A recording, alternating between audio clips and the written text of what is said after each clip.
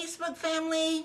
Today I want to share with you guys some really exciting news that I want to reveal my Ancestry.com results to you guys.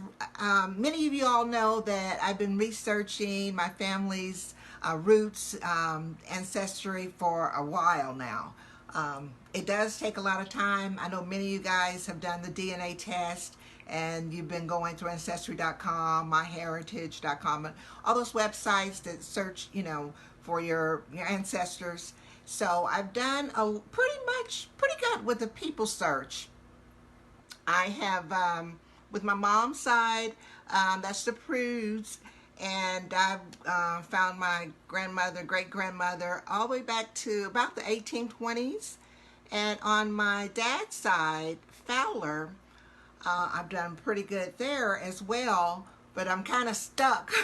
At some point you hit a wall. So the oldest person I have found is, I would say, it's my father's great-grandfather, and his name was Eli Fowler, or Elam Fowler.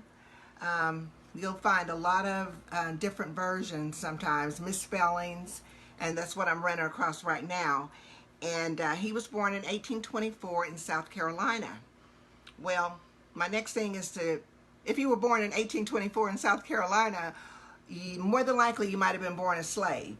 So I had been searching that name forever because on a couple of censuses, that's the name that it did show. If you've been doing your ancestry, you will know that because before 1870, you're not going to find many African Americans in the census because that was before the Civil War. So really 1870 is the first time that everybody was included. But if your ancestors were free persons, they could be in the 1850 and 1860 census, which I recently found out.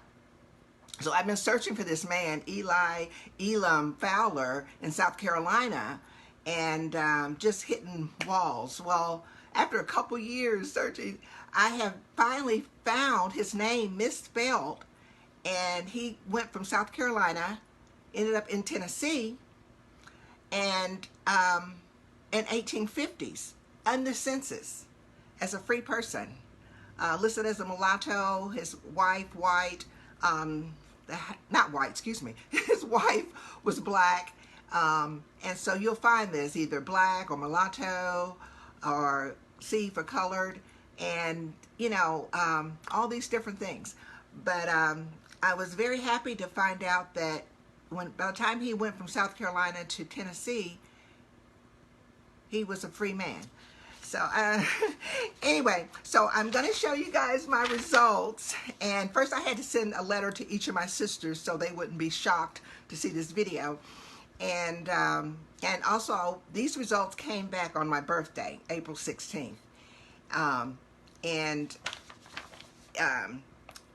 wanted to withhold them because my husband had sent off for his DNA, and I didn't want to, steal the thunder until he got his results back. So here are my results. It's a saliva test, the Ancestry.com. Many of you probably have done it. And I was so excited. So now when somebody asks me, where are you from? They just assume, Africa, I can say where I am from. So my results reveal that I am 29% from the Cameroon, 24% from Benin, Togo, 15% England, Wales, and Northeastern Europe, 10% from the Ivory Coast, 8% from Mali, 6% Ireland and Scottish, 2% Nigerian, 2% Germanic, Europe, 1% Norwegian, 1% Senegal, 1% Southeast Asia, 1% Native American, and another 1% Europe, Russia. And so I am so excited. I can actually relate with Cameroon and Congo. And now I can, say to people, they already found, oh, my people are from Cameroon and Congo. So what most African Americans don't realize, that when you get these DNA results, you're going to have up to maybe 15 to up to 25% is going to be European. Because as you know, we were Africans, we were free Africans from villages and kings and queens. And when we were brought to this country and made slaves, we weren't slaves, we were made slaves. And then once your owner started having relations with the slave women, that's where this European DNA comes in. But for me, just for me, this is who I am. Cameroon, from the Congo, the Ivory Coast, that's where my people came from. And what's real interesting about the Ancestry DNA, okay, it gives you a timeline. So it starts my people from the African coast on, starting Virginia, South Carolina, and then moving over to Tennessee.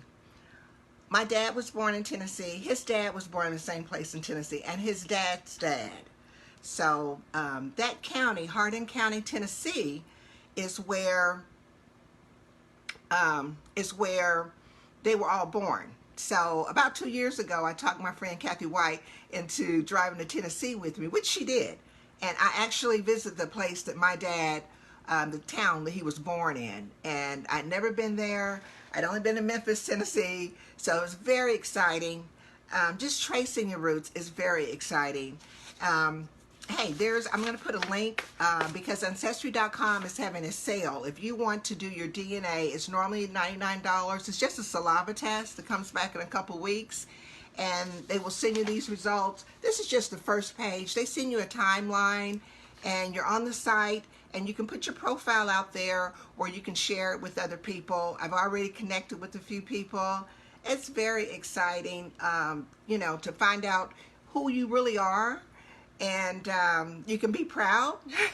You can, go further with the cultures and the, practices of the people from the country where you come from. And so, I'm going to leave the link. All right, guys? So, didn't want to make this too long, but if you have any questions, you can call me, or you can send me a message, and I'll share what I can. All right, thanks. Thanks for listening. Have a great day.